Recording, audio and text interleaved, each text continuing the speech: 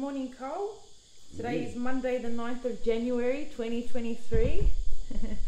We are at your place in Northbridge. And today I'm asking you some questions, some life questions. Are you okay with that? Yeah, sure. I have permission to film you? Yeah, absolutely. Yeah, sure. Very good. What's your full name? My first name is Horst, Horst. My second name is Karl, Christian name, and my surname is Fruend. That's friend translated into English is friend translated into English. That's my surname. Okay. Fruend. Fruend. If you have a Fruend, you're very lucky. Yeah. You know. So Definitely. That's what it is. Definitely. What year were you born? 1935, May 15, 1935. Wow, and that would make you how old today? 87, I think. 87, wow. What did your parents tell you anything about the day you were born? My mother told me, my father was working in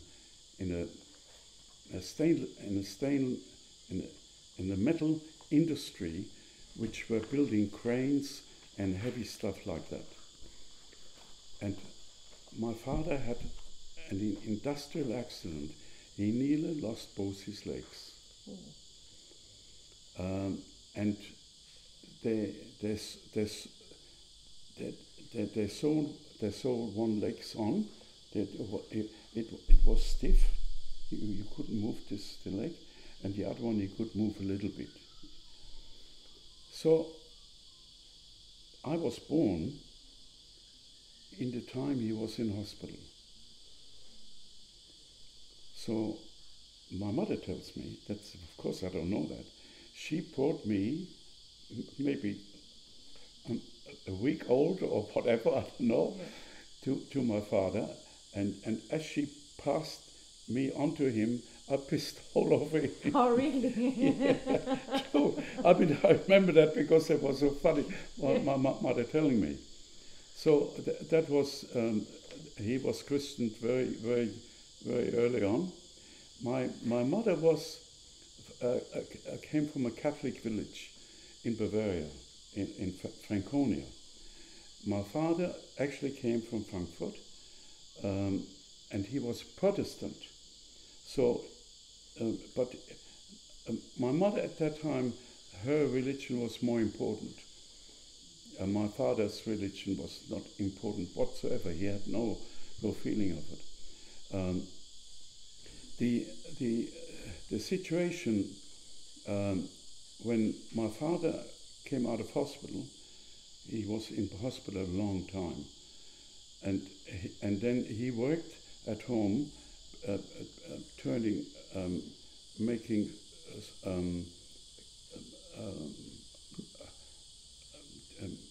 He had pieces of metal and he turned into a thread. That's what he was doing all day long, just about. And then when he became strong enough to walk, he went back to the place where he worked before. It was only about 2 or 3 kilometers from where we lived, or maybe a little bit more. And he came and said, can you give me a job? But he couldn't get a job, the work he did before, because he was not mobile enough. And they gave him a job as a porter, where we brought the people in and out and whatever. And he says, okay, I'll do the job. And he says, Mr. Freund, he says, we need your party membership. And he said, what do you mean? He said, we can't employ anybody unless he's a member of the National Party. That later on became the Nazi Party. Right? Wow. So everybody working in Germany, if he had a job, if he wanted a job or had a job, you had to have that little card. Okay? Yeah. I says, where do I get it? And I told him where to go there, and he got it, and he got the job. And then he became an official Nazi member, National Socialist member. Now, he was very lucky that he did not get into the army, because all the males in the family, my mother and my father's side, they were all killed. My mother had two brothers. One a twin brother died in Russia. One died in Russia, and one died in a boat nobody knows where, how. Anyway, he was lucky because he was unfit to serve because of his. He said he could walk faster than forward. No, I'm joking, but he was lucky. So he was in an office job through the whole period of the war. Yeah. Yeah. So and my father, I remember the first 5 years of my life, that 35 to 40, were the happiest day, the happiest time of my childhood. That was my grandmother on my father's side, was very close. My grandmother of my mother's side, I only learned to know later when the bombs came down falling, and my mother took me into the village where she was born. Okay. That was. It was up to, I was born in 35, and right. This up to 40, these were the happiest days of my life, my childhood. So then I went to school in Frankfurt, and within about 6 months, the bombs started to fall. They knocked the school where I was. They knocked it to pieces. We went into another school, which was part of a big building somewhere, not far, and within 2 months, knocked off.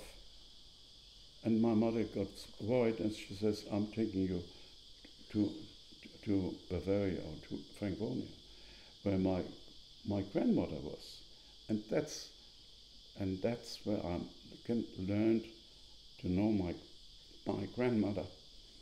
And this lady, I've got the biggest admiration of any person in my life. Why is that? Well, the woman lost her sons. Her grandson was my age, and she had to run the farm. They had cows and pigs and whatever, and then they had fields everywhere, and they had to tend the fields. They had to plow them, sow them, and whatever. And this woman, Gerhard, who was my cousin, we were sleeping on the top of the roof on the second floor, and I heard my grandmother at 5 or 5:30 in the morning. She was feeding the pigs. I heard her in the kitchen. They had big pots where they got the food for the pigs, whatever they did with them, and we didn't get out of bed until about 7 o'clock. By 7 o'clock, she fed the pigs, and she milked the cows, and then we got up and went downstairs and had breakfast. So she done all of that, and she still managed to feed you breakfast as well. Yeah. That was an unbelievable woman. Yeah. So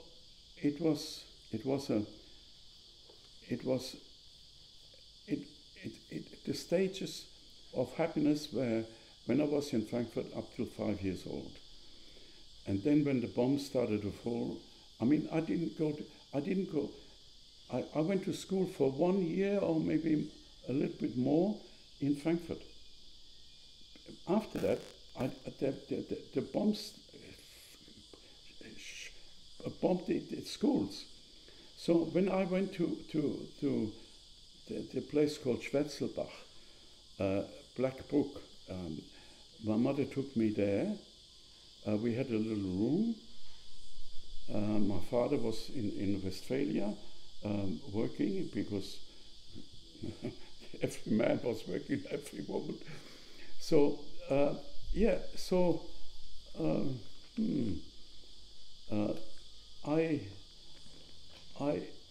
then went to a school. They had 4 classes, 4 young ones up to about 11 years old, 12 years old, and then another class where they had the older boys, girls and boys. However, when we went there, we had the man. The man was in charge, and he was looking after the older boys. They took him away to war. There was only one woman looking after 8 classes. So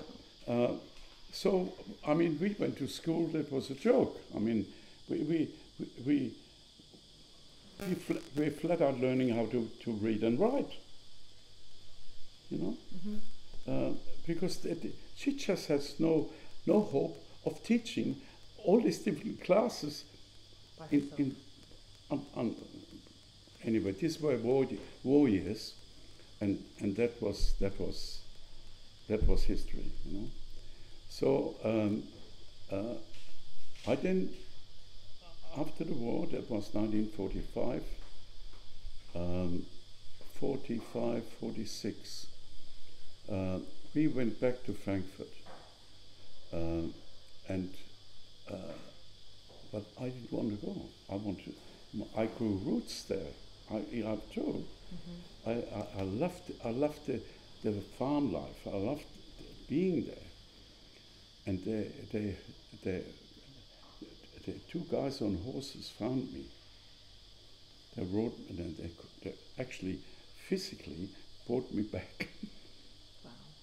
And to go onto the truck, on the milk truck, which brings the milk around, and brought me to Hammelburg, which was this place where the train went to Frankfurt. And we were sitting on the back of the where they shoveled the coal into the my mother, my brother and me were sitting on the back there. And then I looked at a new life, and I got excited about this because the new things which were Frankfurt was a good memory for me. Yeah. Yeah, and then I went back to Frankfurt, and we went back to school, and I had, if I was lucky, 6 years schooling. Okay. Did you ever hear a bomb go off while you were at school? Oh God, my father was still there. He said, I'm not going to go to the bunker. I mean, the bunkers, they have 2 meters thick walls. And they had the bunkers in the area, in all the areas. And the people, when the alarm went on, everybody went to the bunker. The bomb went underneath him into the washing area on the floor before, and exploded. He all of a sudden he exploded. He was sitting up, and the windows and everything was around him. He was not. He didn't even get a scratch. So he wasn't afraid. Well, it was serious then. That was serious for him, and then he never ever did that again. It wasn't long after that he got a job in Westphalia in an aircraft factory, where he worked for the rest of the war years. And this, I think, it was only my brother and my mother, and we lived on our own. After the war, the Americans came, and they built a big tent city for about 2,000 or 3,000 men in the fields where we were living, where they grew stuff. And I spent my time there. I went in. I had no fear from Americans. I didn't think that they were. Anyway, I never saw the fighting and the dying which they saw, but whatever. But I just went there, and they were friendly. I was only a kid, so I spent a lot of time there, and it was a very interesting situation where I discovered that the Americans built big holes in the earth because they had no refrigeration, where they kept eggs and butter and stuff like that in these holes. It was cool there. And once I discovered that was very, very interesting for me. Anyway, there were eggs, there were butter, and all this stuff, chocolate, which had to be kept cool. And I jumped in these holes and got the stuff out and walked it home. Now, it was too good to be true. And then I told my brother and another one, but as old as my brother was a year younger. We went exactly there, and I went into the hole and I chucked the butter and whatever out. And then they saw us. The Americans saw us. And then they shot in the air. And then they said, come, and they got us. I was walking through potato field, and they couldn't even see the bottom of our legs. Anyway, they called us back, and I said to my brother, we were walking away from them with the butter in our hands, big blocks of butter, and I said, drop the butter in front of you before you walk around, before you turn around, so they don't see what you got. They did that, and we walked back, and then, I'll never forget that, the Americans took us against the wall.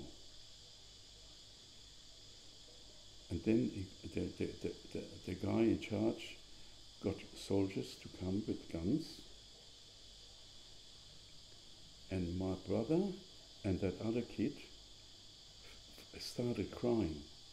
I says, please don't shoot us, please don't shoot us. And I said to my brother, don't be bloody silly. They are not going to shoot you, they're just trying to scare you. I knew that the Americans would shoot kids because they steal butter or whatever. Anyway, it worked for them. It worked for them. They scared the hell out of my brother and the other guy, and they also scared me. But I was not afraid to die because I knew they wouldn't.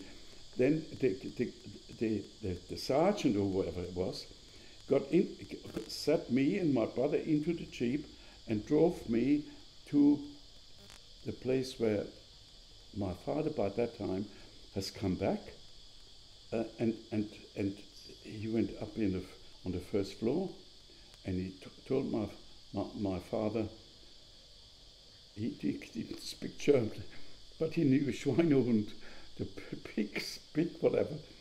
He said, my father said, oh, I've got to do something, and he gave me hit me.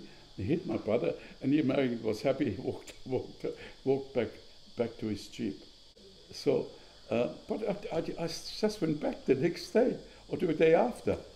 So no fear? No, I didn't fear the Americans, not one little bit. No? But my brother, of course, he never did. That was, for him, was finished, but he didn't go back there. Is he still around? No, he died 15, 20 years ago. Okay. Were you close to him? No.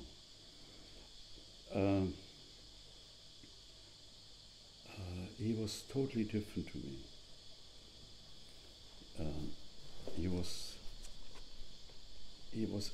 Had no ambition. He got a job and he was happy doing the job. He was reliable and whatever. And it was his wife, Bruni, who pushed him. I said, you got to get your master, because you got to be, otherwise you'll never get anywhere. So she pushed him and became a master in his trade. It was a lift mechanic. And but I mean, I came to Australia when I was 18.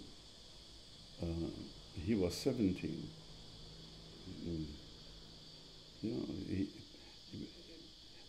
I played soccer, I played handball, I played all sports. I was interested in sports.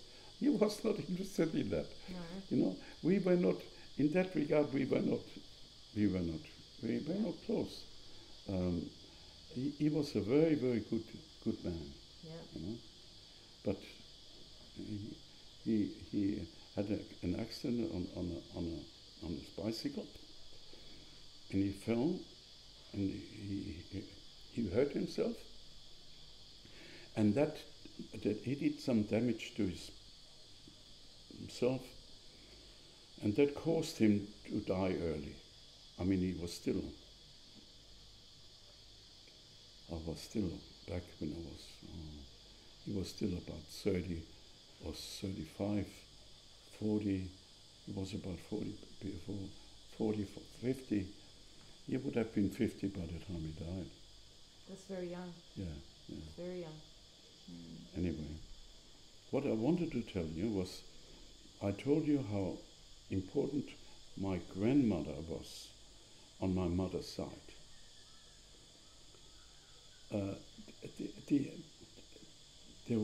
She worked every day. There was no holiday. The only time she had off was when she went on Sunday to Mass, to church. That's the only 4 hours she had. And then she cooked for all of us, also, or whatever. It's unbelievable. Was she loving towards you and affectionate? You know, she did something which I never expected, because whenever I had a school holiday, I had a bike in Frankfurt then, and I drove up there. It was nearly 150 kilometers. It was a good ride, and I worked there. I worked with them, and I went there to help her and Gerhard, my cousin, and I worked with them in the field, Because you wanted to? Yeah, absolutely. And I never forget, after 4 weeks, the school holiday was over, and I said, goodbye, Oma. And she was nearly in tears. And she gave me 10 marks. She gave you 10? 10 marks. Like $10. Would have been a lot back then. Oh God. Yes. I was so surprised and so happy that she saw that I was worth 10 marks. Because there is so much to talk about there in that particular period. But there was we had a priest, a big fat priest, and he had a loud voice, and he had a servant, a lady servant, and he had obviously a priest had a relationship with that woman. Everybody knew about it. But he was the priest. The priests were powerful in that time, you know. And I was sitting next in a communion. In a communion, we were sitting together in the front when he was teaching us something, and I must have talked to Gerhard something like turned around and talked to him, and he saw that, and he grabbed me by my collar, my back, so walked me all the way through the church, through the aisle, and when we got to the outside, he kicked me that I fell down the stairs. There might have been 8 or more stairs. I fell down the stairs, and he said, "You don't come back again." He was such a strong-minded man. And my grandmother, I saw a basket with all the good stuff they had: the bacon, the sausages, the eggs, all this stuff which was really valuable. We had no food there. She gave this to this fat priest to allow me back in the church to get the communion teachings. Wow. That was my grandmother. Sounds like a really good woman. Oh. Sounds like she loved you a lot. You know, I saw her, the last time I saw her was in hospital, and she cried. She says, Horst, like she was talking to me, like, help me. I'll never forget that. And she died very soon after that. How old were you when she passed away? 14. Pretty young. 15. Yeah. Yeah, I'm sorry to hear. Yeah. Well, it sounds like she played a very big role in your life. Well, she had two. She grew up. She brought up 2 children. 2 children become men. And Gerhard, he then became the man in the house. Yeah? That's your cousin? Yeah. Yeah. He was the farmer's son. Yeah. Yeah. And he didn't want to let me plow. He plowed the field with the cows in front. And I said, I want to plow. I don't want to lead the cows. I want to plow also. He says, no, I plow. Never forget it. So you grew up with him? Yeah. How old was he? Well, I came whenever there was a school holiday, every year at least for 4 weeks. Yeah. I went there. Yeah. Interesting. So is that how your family earned money from the farm, or was that just? Well, they earned money by milking the cows. Right. The truck came and they brought the milk to the small city, which was past it, and then of course from time to time they sold a calf, you know, and my father, he was still alive at that time, and he was hopeless. He was no good. He was not a good salesman. No. No. The Jew who was buying the stuff was a lot better than him. Yeah. So it sounds like you had a pretty good childhood. Well, yeah. Yeah, because you've been smiling the whole time when we talk about your childhood. I remember these things, and they are, you forget all the bad stuff. I forget all the bad stuff and remember all the good stuff. Yeah. And that makes me positive,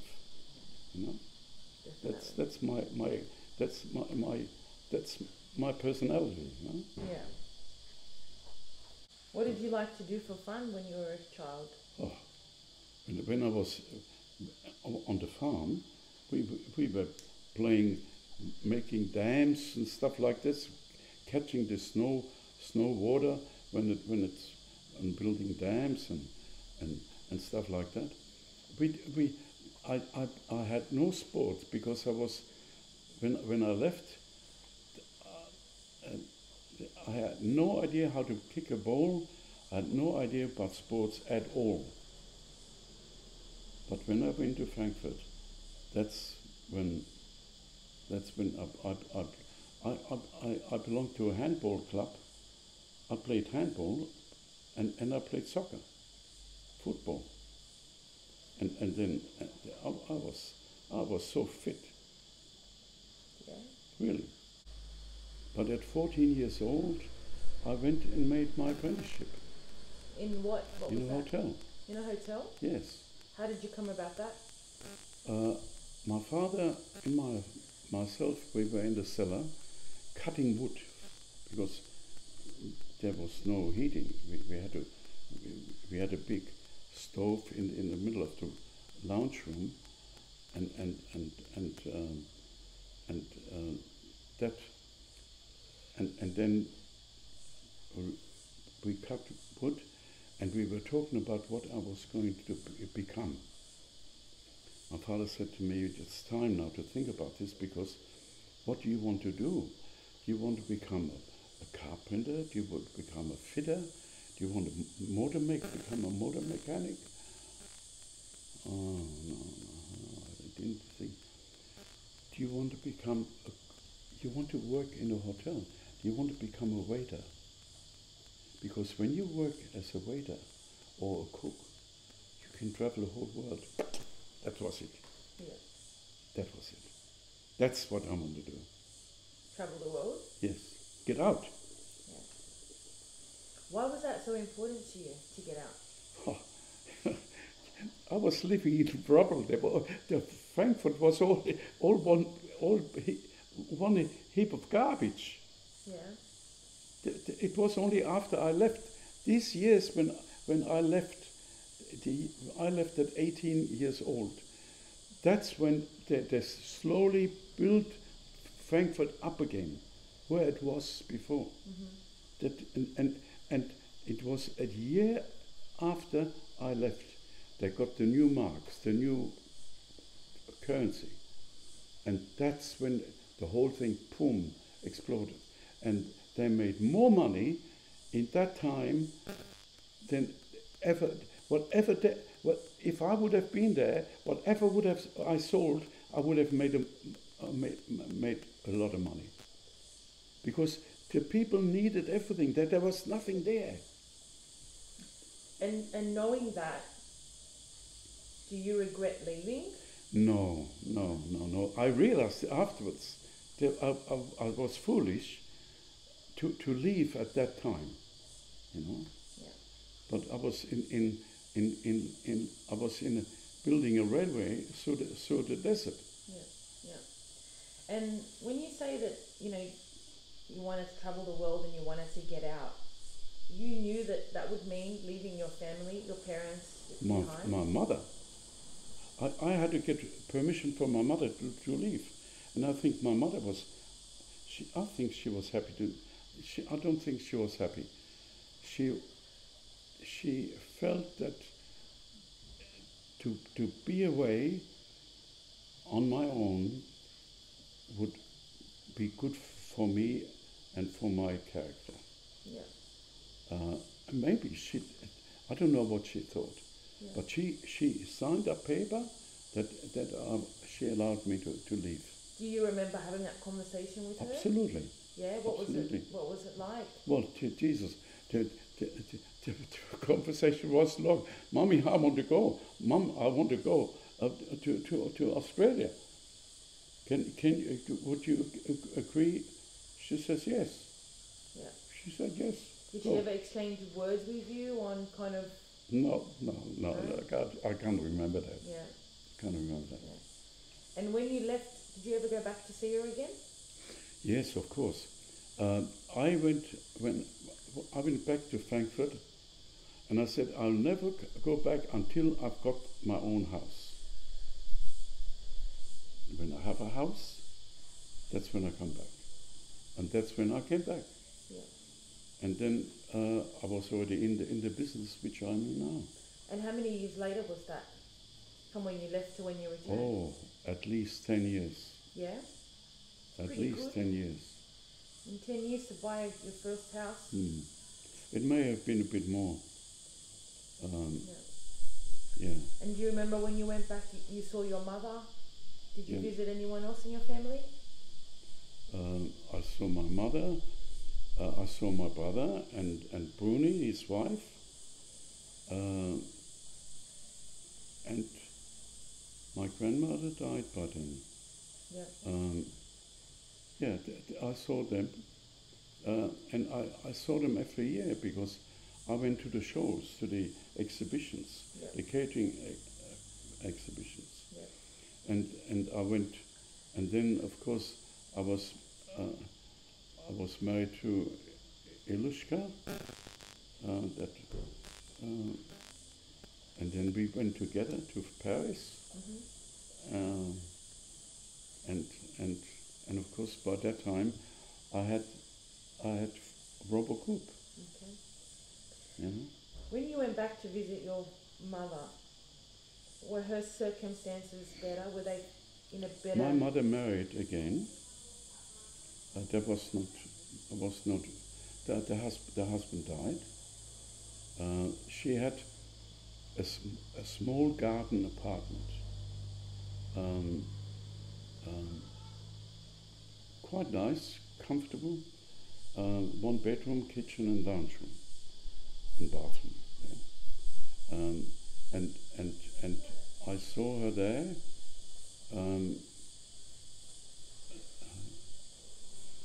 My son was already 2 or 3 years old,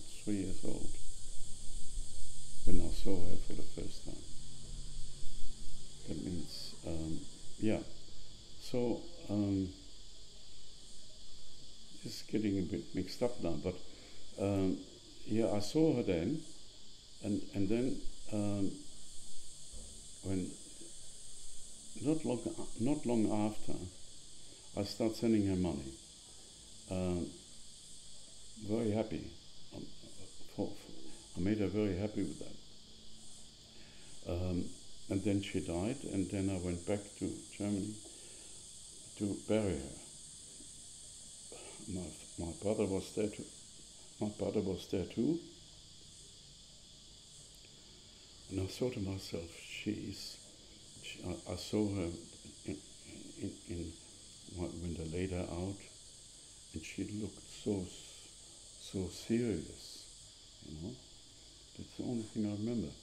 There was no smile, nothing. I mean, maybe when people die, they look like that, you know.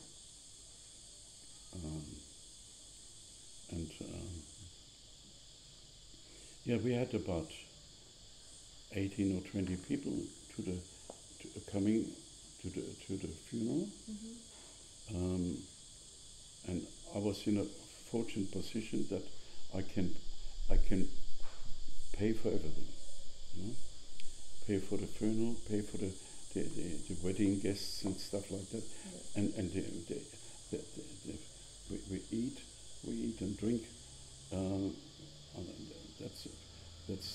That's what we normally do when somebody dies. And, yeah. You know. So she had a nice funeral? Yeah. I paid the funeral. You have to pay to bury a person and then to look after the grave. And I paid for that until they told me that they can't accept my money anymore because they need the space. So I paid for at least 10 years. And every time they send me the bill, not my brother. My brother was not, I don't know, he was a nice guy. Yeah. Yeah. When I came to Australia, I didn't want to. I had no plans. It was a brand new country. I don't know any English, and then I picked grapes for 6 weeks, and then I went to Lee Creek, which was that was a mining town where the railway went through to go to Alice Springs, and I spent the next 2 years in that place.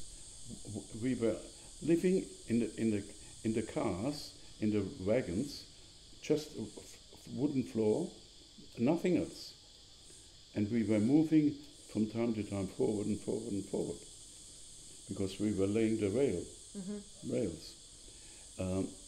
And I got friendly with a timekeeper. It's like an accountant really, but he was the timekeeper, and we sang together. His father was a Cossack choir leader, and his mother was German, and he spoke absolutely fluent German. He was better in German than I was, and we became friends. And then the 2 years were up, and I said to the government says you've got to work for 2 years in Australia. The 2 years were up, and we came together to Sydney, and I was intended to get on the ship, work my way back home, get a job on a ship, and a lot of Germans jumped ship, and a lot of them jumped ship, doesn't matter what nationality, and they were looking for people to employ them to.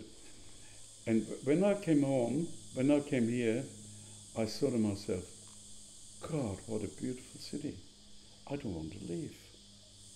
I saw only kangaroos and nothing. Where exactly did you come to in Australia? Well, I came to in Renmark. I picked grapes. From there, somebody said, "Oh, if you want a job, go to Lee Creek." Whereabouts is that? Is that Victoria? No, Lee Creek is in South Australia. Oh, South Australia. That Lee Creek was the mining town, which supplied. Well, there were maybe 500 people living there. Yeah. Men. No, nothing else. No females. Yeah. When you left your country and you came to Australia, how much money did you have with you? 10 marks. Nothing. Yeah. I didn't have to pay for the fare over. Everything paid for. And the first time I ever drank wine, because I had an Italian kitchen, an Italian Scalper in the name of the ship. The fantastic food, you know, a variety of food never had before. So you came here by ship? Yeah. How long were you on the ship for? 6 weeks. Long time. And this is with your 2 friends that you convinced to come with you? Yes. We came together. We came to Piraeus, or to Greece, and we took 1,000 Greeks on board, and we were already 14 or something like that, 1,400 or 2,000 Germans, and then we took 1,000 Greeks, and then that was interesting, because the Greeks were different people, you know. They were dancing they were dancing together. They didn't have the problems we had going through a war, you know. And I thought, Jesus, that they became friendly. I thought maybe they want something else.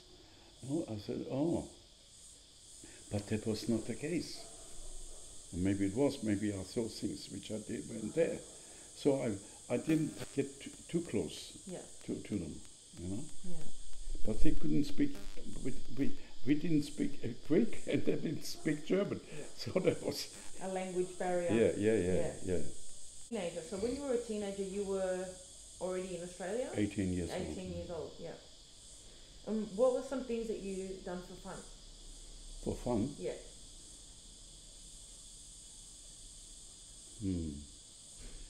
When I came back to Sydney,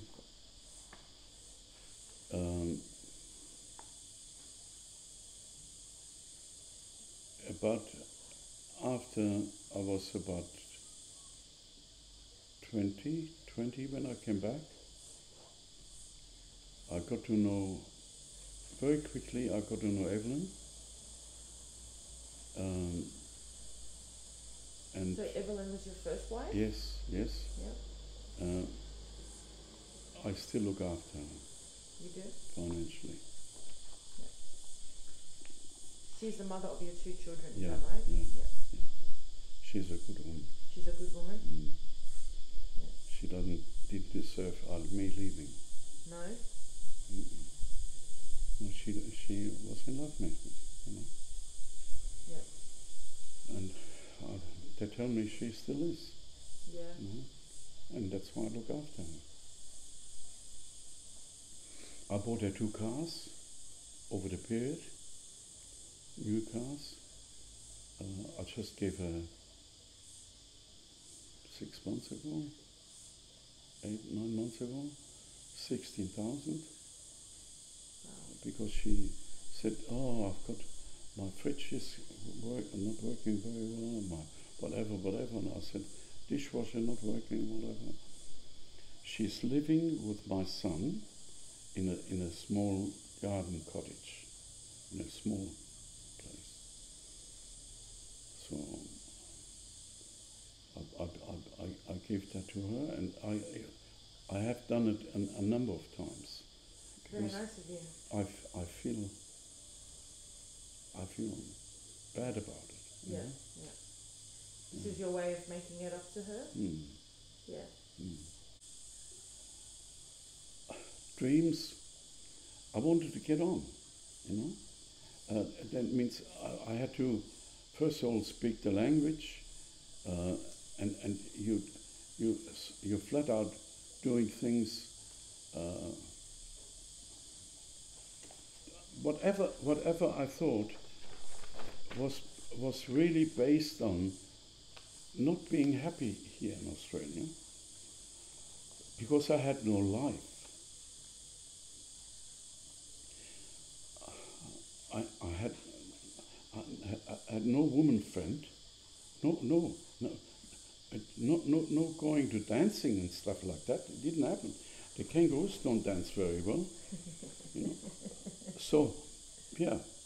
So, no. My whole idea about my life changed when I came to Sydney and got a job as a waiter in the Princess Restaurant in the city, in Martin Place. That was the number 1 restaurant in Australia. Wow. And they took me.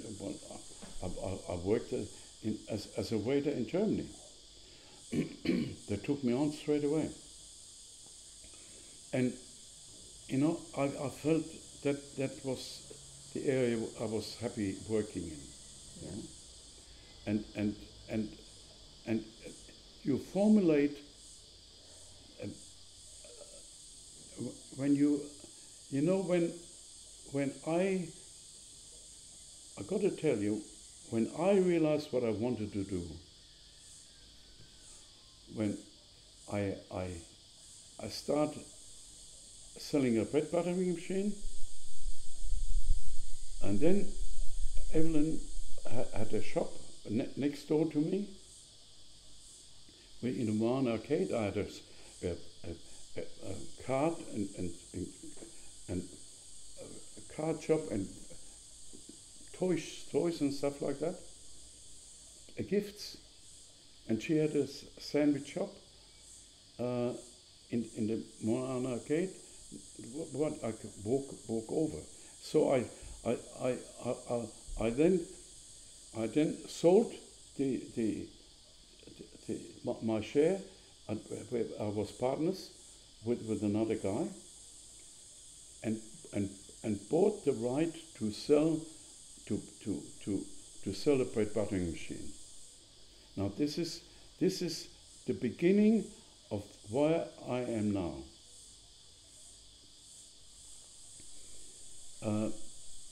Evelyn, they were buttering about 30, 40 loaves a day. In that restaurant? No, in the coffee shop. No, I'm sorry. It was a milk bar, sandwich shop, and in front of it was ice cream. There's 36 flavors or something like that. She ran that, and I ran the gift shop. And when she said to me, I saw a guy who walked through the arcade and stopped and told me if I needed a bread buttering machine. Just listen to this one. And she says, yeah, that's a good idea. He said to her, I'll come back and tell you who to contact. Now, Evelyn told me that. And I says, bread buttering machine. Jesus, there might be all over Australia. So bread buttering machines. And then 6 weeks passed, the guy never came back. And I said to her, look, if you see him, and he was on his way to the club, he's drinking. Huh?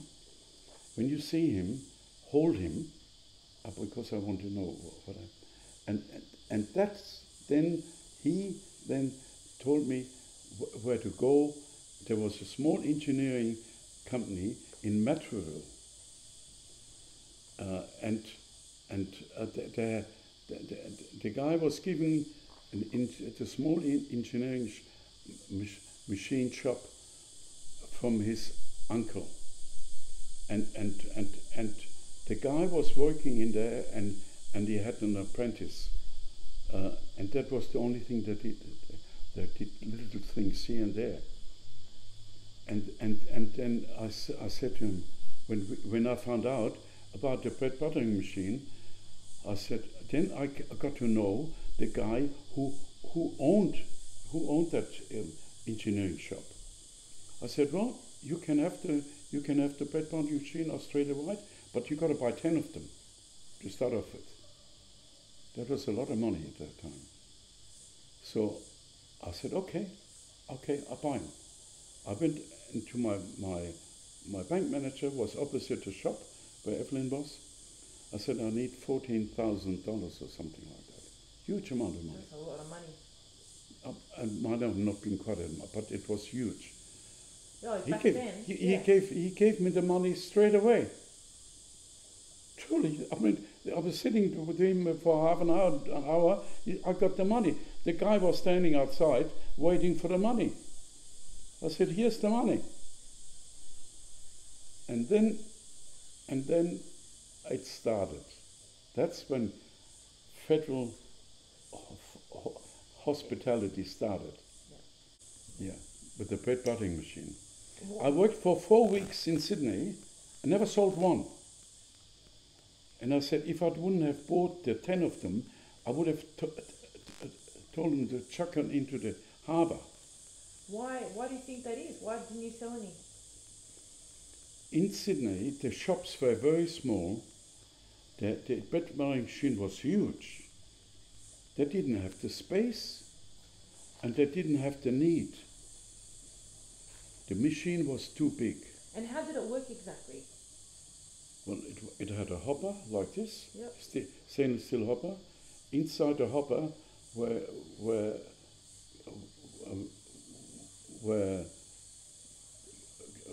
rollers. Yep. Rollers. One roller was exposed on the bottom, and the other roller was hidden in the hopper. And you put the butter into that hopper. And then we have a motor sitting next to the big motor, and the motor turns the wheels, and then it was like that, and then you throw the bread into underneath the hopper. There was a conveyor belt.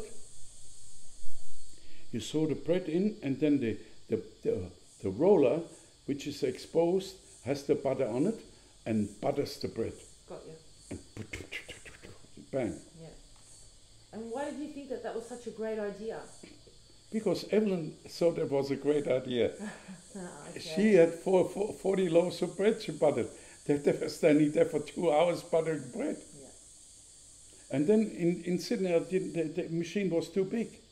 And the bread they didn't have enough bread to butter. So I then went in my car, went outside, and I stopped at Grace Butters on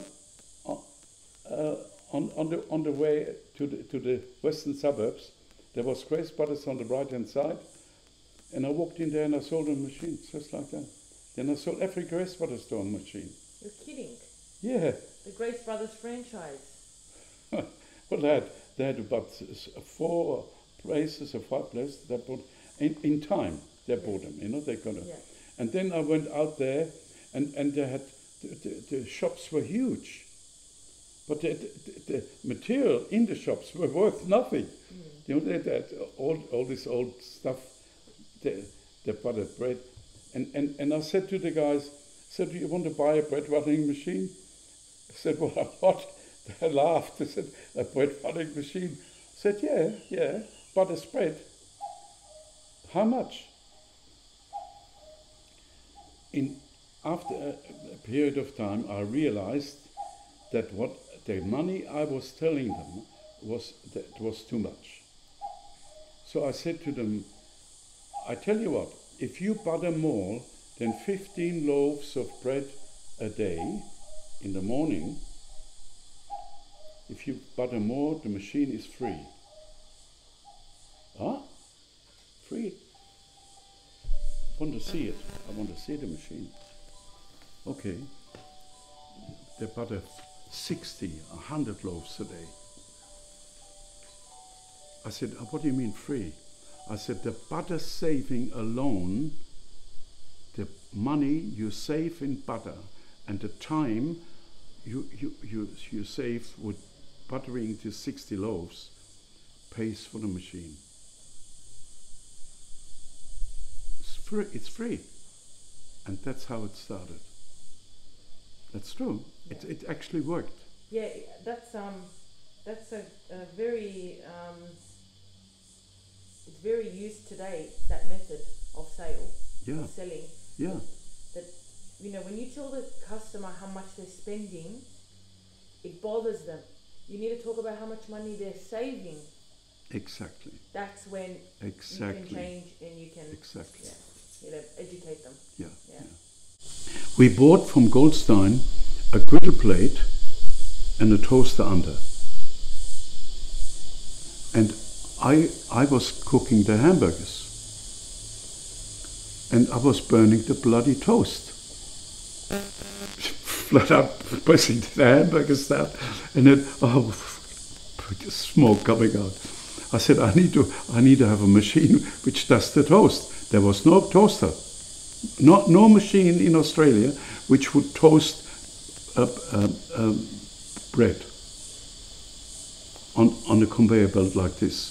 There were American machines which toast going in like this, but there was no toast like that.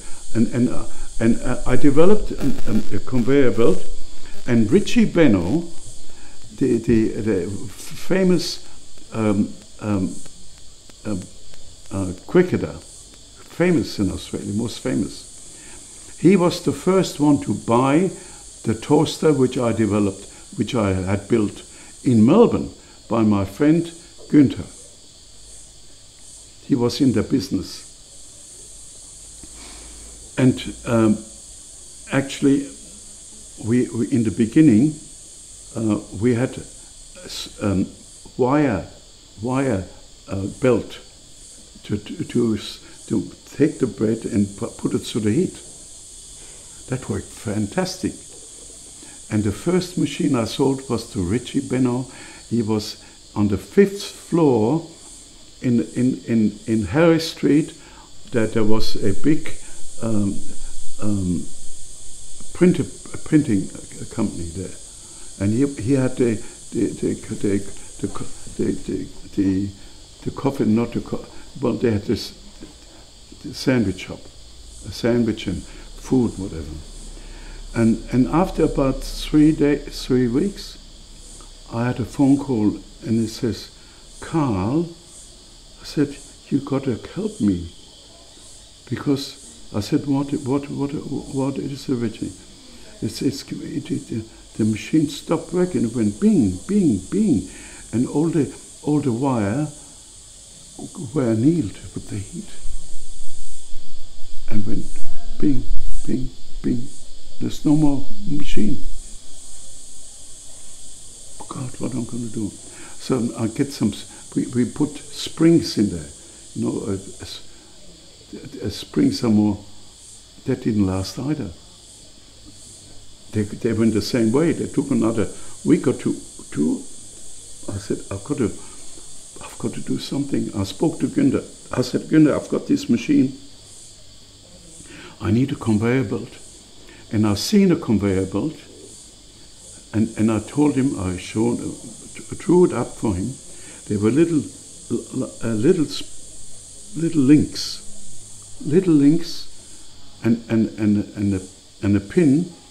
And the links were put on top of the pin. The pin had grooves, and you put them together. And I said, I've got to get the pins made and the grooves made. I said, yeah, I know. He had a lot of friends in that industry. I said, yeah, I can do that. I can do that. But it costs you $2,000. It cost me more than that, actually. I said, don't worry. I'll let them do it. I didn't have the bloody money. I truly didn't have the money to pay them. Once they made the thing, they had to wait for their money. Anyway, they stamped out the pins, the little links, and the groove, and the rod, which had little grooves in them, where we put the pins in, the links in. And this was perfect. It worked perfectly forever. And I saved the tunnel toaster from going into smoke, and my business went up in smoke. I mean, they had nothing, you know. And that was the beginning of, you know, the company. Then I went to a show in the Sydney Showground. There was a show which was an industrial show, and I go in there, and I see maybe I can find something. People from all over the world showing equipment there. So I go in there, and I see some oven with baskets going around like this, cooking chickens. I said, geez, that's fantastic. You can see the chickens cook in front of you. And I watched it, and I came back and watched it again. And there was a guy called Arthur Withers. And he was together with his friend from Sweden, and his name was Paul Lederhausen. And they were there together and showing the machine. And then I came to them. They saw me. They knew what's happening. I said, I'm very interested. I said, I'm very, very interested.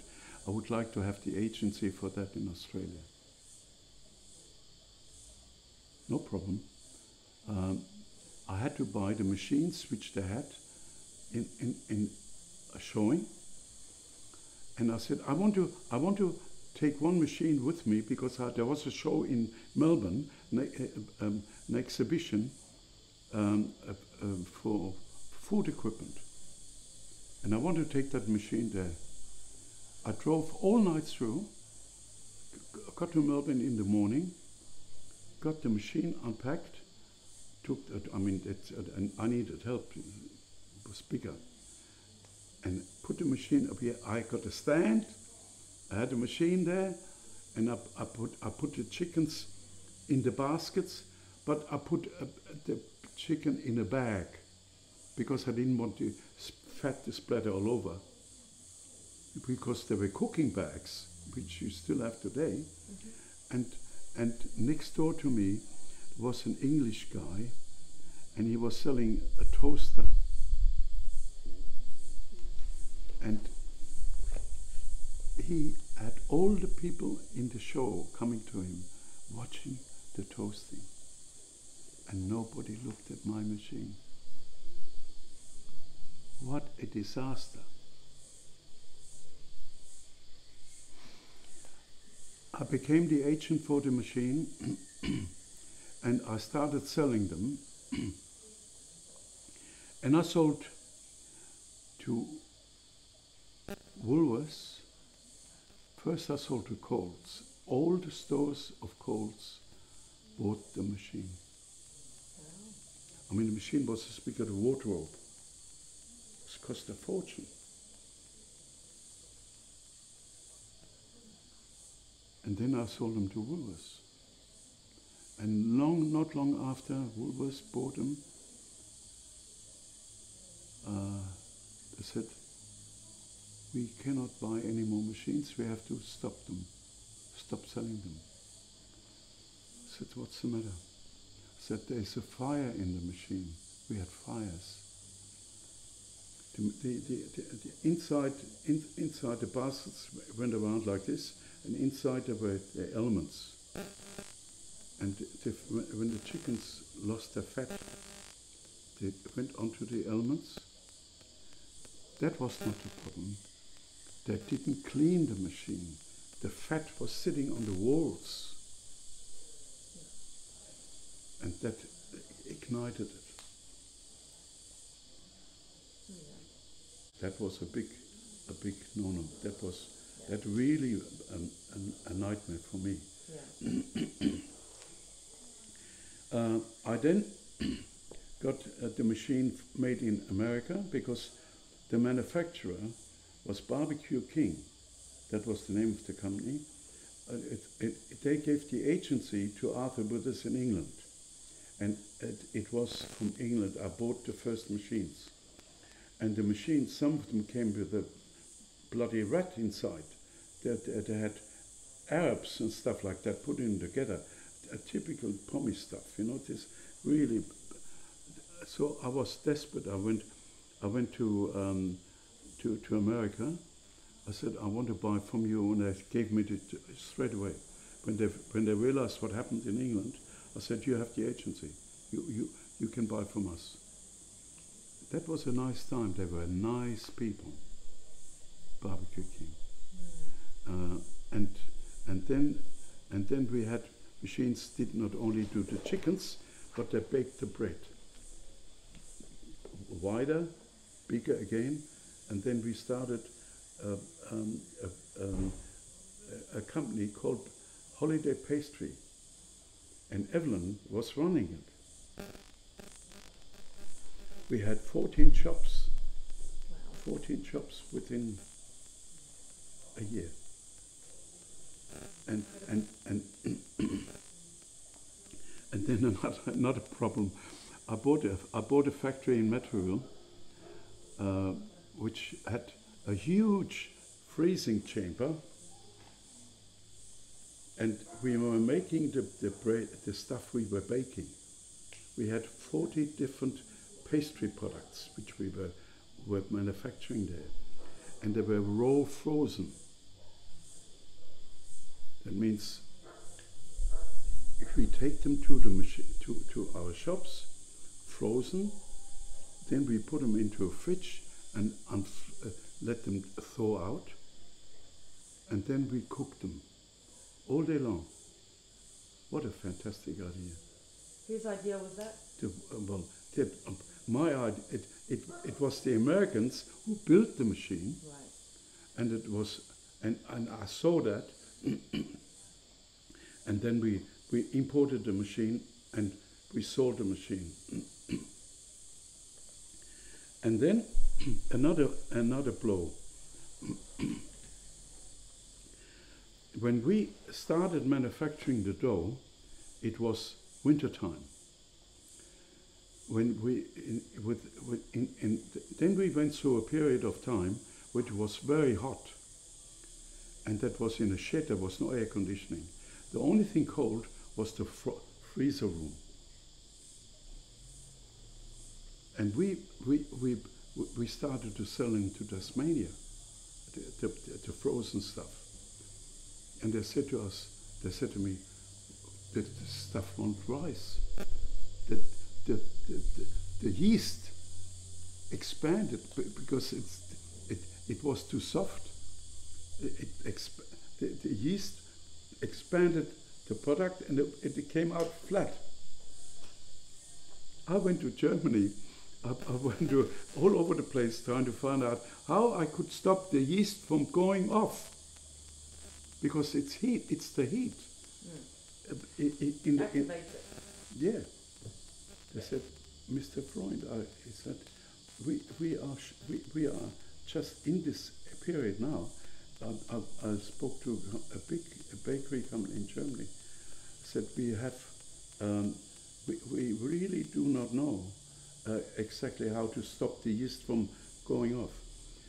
But there was an American company already which had this product, the yeast, but they wouldn't give it to me. So that was it. That was it. So at this point, did you already have catering aids? No. You hadn't yet? No.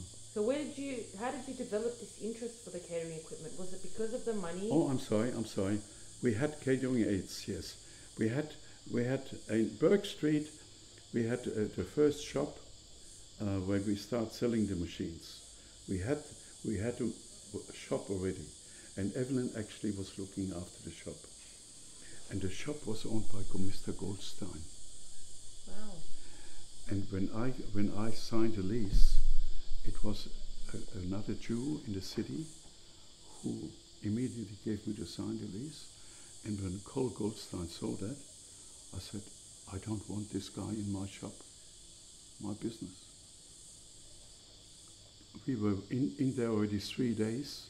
Evelyn and somebody else helped there, painting and stuff like this.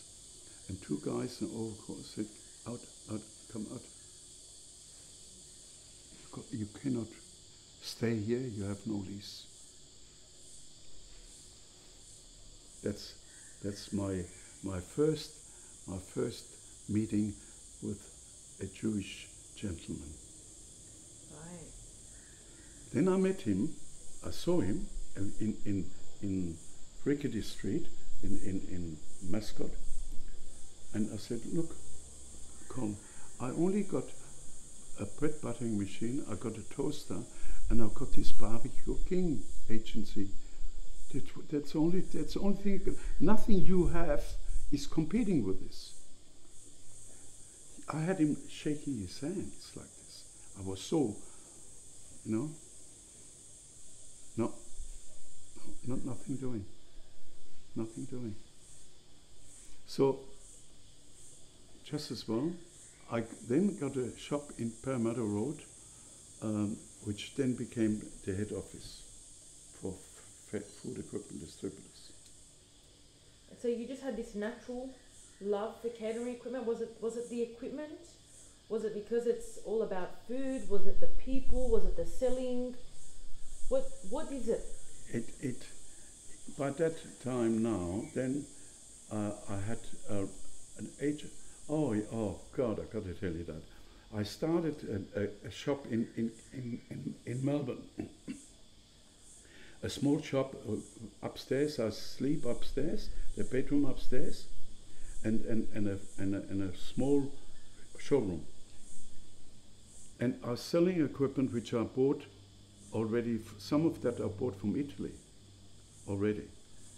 And a guy walks in, a little French guy with a blue overall, and he says, I'm interested in a griddle plate. Said, yes, here it is. Said, yeah, I can abide, okay? I deliver that for you. I said to him, I had a little station wagon.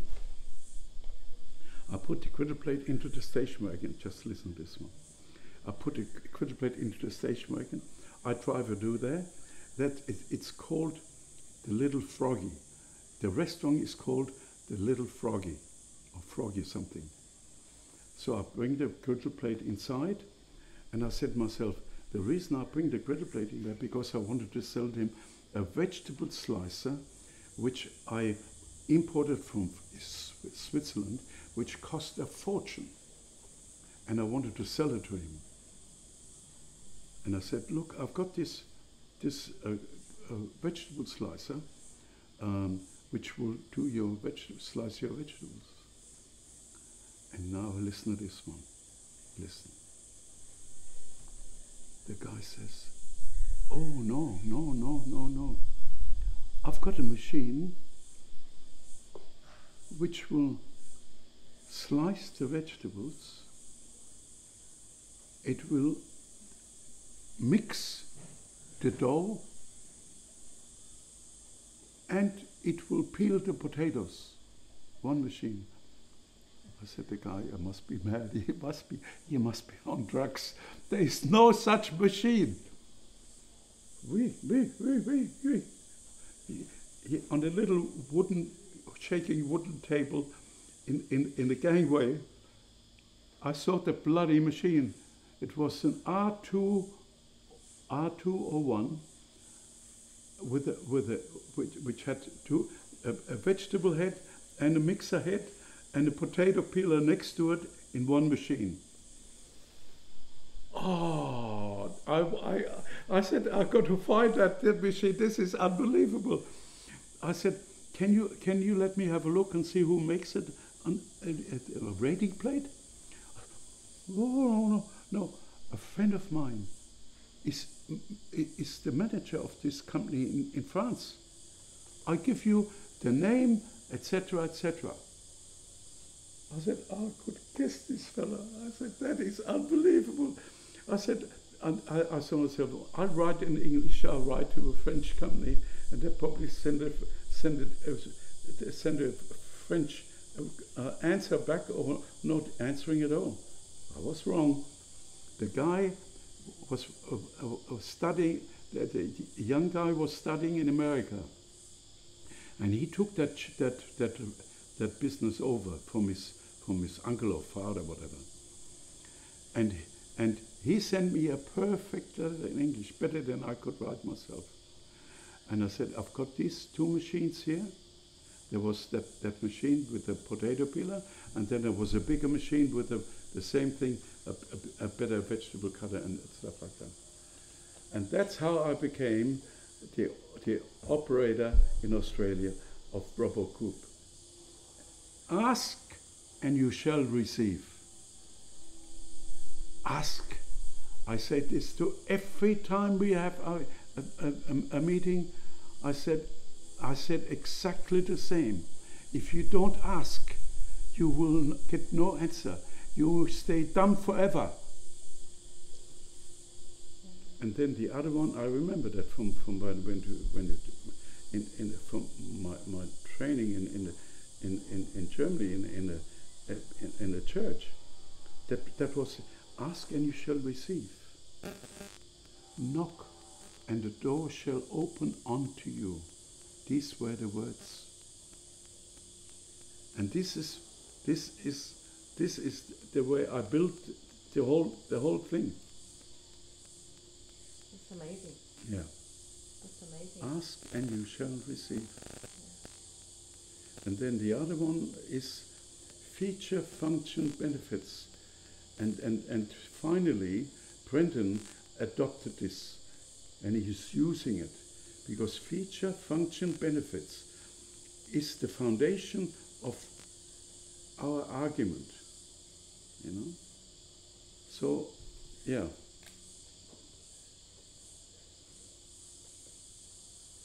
So So, how many years was that in the making? Like the catering aids, that time with Evelyn building all that? Well, Evelyn later on, she only was in the beginning. And then I left Evelyn, you know. How many years later?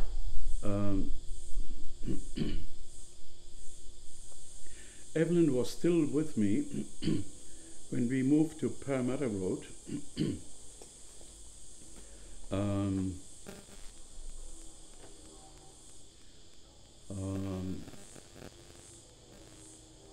Maybe 5 years, maybe more. We were in Parramatta Road. Then we took the top floor and built a factory there. We had manufactured stainless steel stuff there.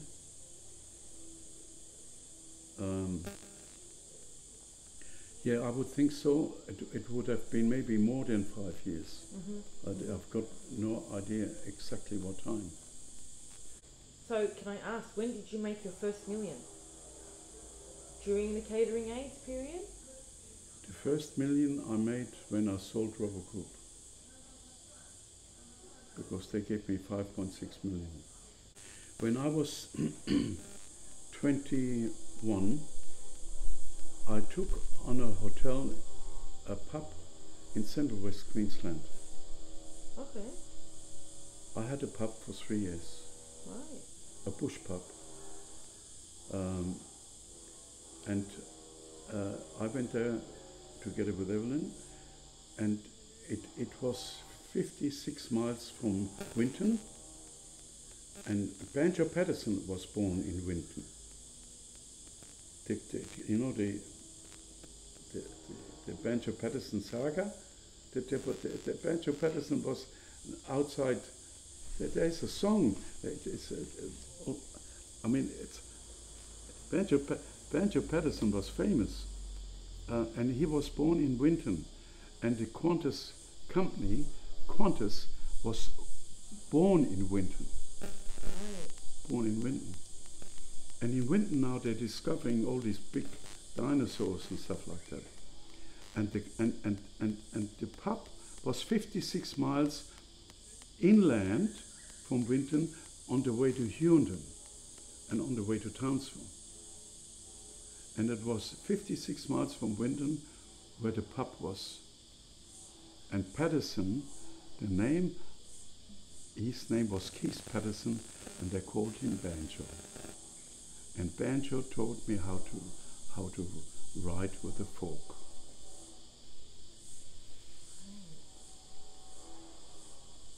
I took on the pub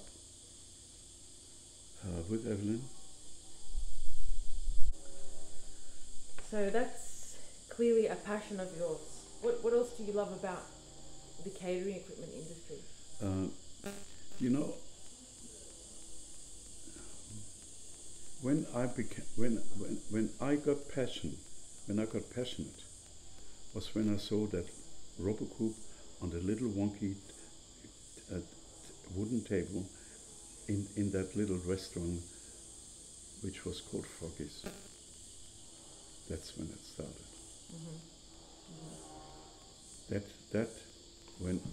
That's really, and that's what I want to do now, is start a food processing. Well, we have a lot of food processing machines, and I've got now food processing machines which will actually compete with the Robocoupe. A little bit like this, because Robocoupe became a huge company. Yeah. Huge. Yeah. So we have now machines which will take them on in certain areas, and we are printing the catalog now. Beautiful. Exciting. What's your proudest moment in your career? Proudest?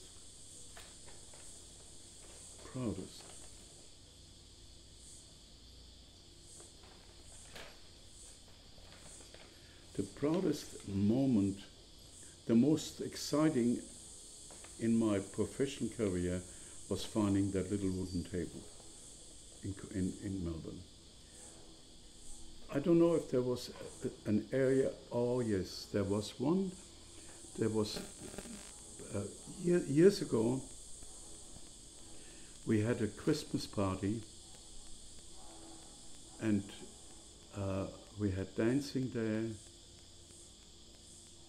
and it was the first time I actually was proud of the people and the company I was guiding at that Christmas party. Why do you think that is? It just comes together. It came together, the feeling of pride. I didn't have that before. And that is the first time I had it. And it passed, and it became a thing of the past, you know.